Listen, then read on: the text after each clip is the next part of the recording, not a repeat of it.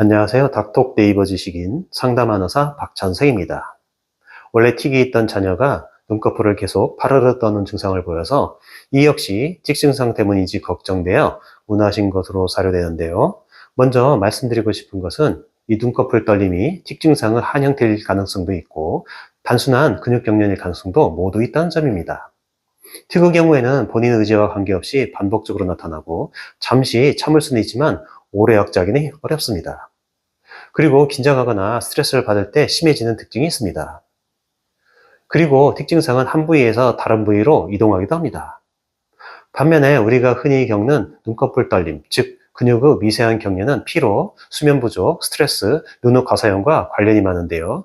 일정 기간 동안 지속되다가 자연스럽게 좋아지는 경우가 많고 특정 부위에만 국한되는 경우가 대부분입니다. 행동처럼 깜빡인다라기보다는 정말로 파르르 떠는 느낌에 가깝습니다. 질문 내용에서처럼 예전처럼 과장된 깜빡임이 아니라 미세하게 떠는 느낌이라면 단순 근육 경련의 가능성도 충분히 있습니다. 하지만 아이가 나도 모르게 떨리고 멈추려 해도 잘 안 된다고 한다면 틱 증상이 다시 나타나는 가능성도 완전히 배제할 수는 없습니다. 최근 학원이 늘고 영어 테스트로 스트레스를 받았고 잠도 조금 늦게 잔다고 하였는데요. 바로 이 부분이 중요합니다. 틱이 있었던 아이들은 기본적으로 긴장 조절 기능이 예민한 편입니다. 뇌의 억제 기능이 쉽게 필요해지기 때문에 수면이 줄거나 스트레스가 쌓이면 예전에 있던 틱 증상이 같은 형태로 또는 다른 형태로 다시 나타날 수 있습니다. 즉 생활 패턴 변화는 충분히 영향을 줄 수 있습니다. 그러므로 눈떨림 증상이 점점 더 심해지거나 얼굴 다른 부위로 퍼지거나 아이가 학교 생활에서 힘들어하거나 한두 달 이상 계속된다면 진료를 받아보는 것이 좋습니다. 하지만 최근에 스트레스 요인이 분명하고 전반적인 컨디션이 떨어진 상황이라면 우선 2, 3주 정도는 생활 조절을 먼저 시도해보는 것도 하나의 방법입니다.